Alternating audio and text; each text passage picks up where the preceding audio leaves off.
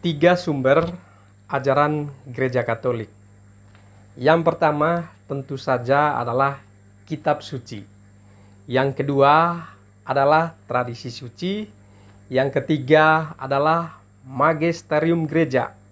Nah, ketiga sumber ini sebenarnya mengalir dari satu sumber, yaitu dari Tuhan Yesus Kristus. Sumber yang pertama adalah kitab suci atau buku kudus.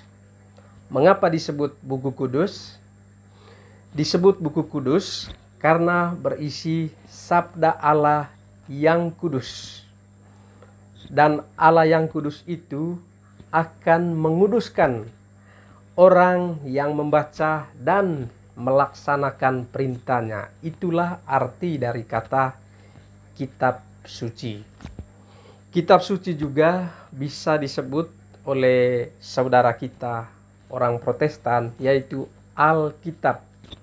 Alkitab berasal dari bahasa Arab, yaitu Al-Kutub, artinya buku yang unggul.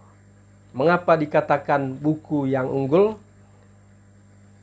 Dikatakan buku yang unggul karena Alkitab berisi tentang ajaran-ajaran iman dan ajaran-ajaran moral. Itulah sebabnya dikatakan buku yang unggul.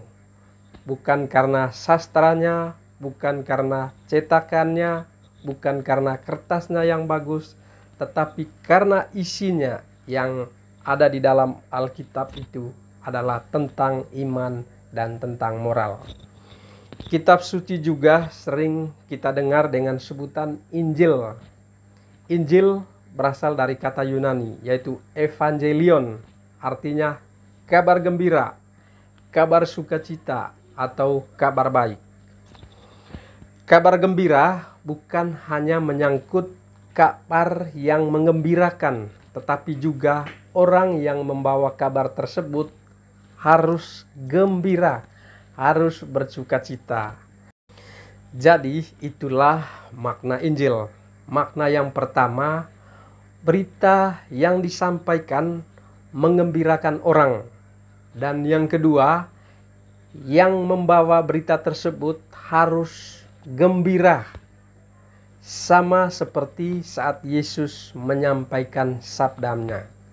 Santo Paulus mengatakan dalam kitab 2 Timotius pasal ketiga ayat 16, segala tulisan yang diilhamkan oleh Allah memang bermanfaat untuk mengajar, untuk menyatakan kesalahan, untuk memperbaiki kelakuan, dan juga untuk mendidik orang dalam kebenaran.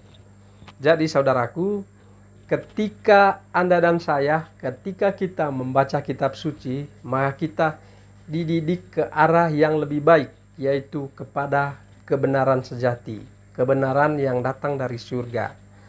Dan kebenaran itulah adalah Yesus Kristus sendiri yang memerdekakan kita, yang menyelamatkan kita. Yesus berkata dalam Injil Yohanes pasal 14 ayat 6, "Akulah jalan, kebenaran, dan hidup. Tidak ada seorang pun yang datang kepada Bapa kalau tidak melalui aku," yaitu kalau tidak melalui Yesus.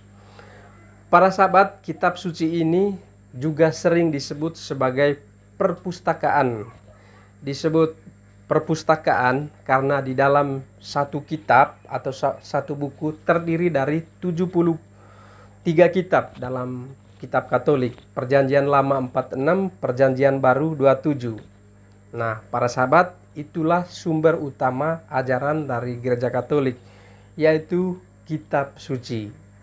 Dan setelah video ini, sesi kedua kita akan membahas apa itu tradisi suci, dan sumber gereja yang ketiga adalah apa itu magisterium gereja, dan kita akan ulas dalam sesi yang ketiga. Semoga video ini bermanfaat. Salam sehat selalu. Tuhan kita Yesus Kristus selalu memberkati kita semua. Amin.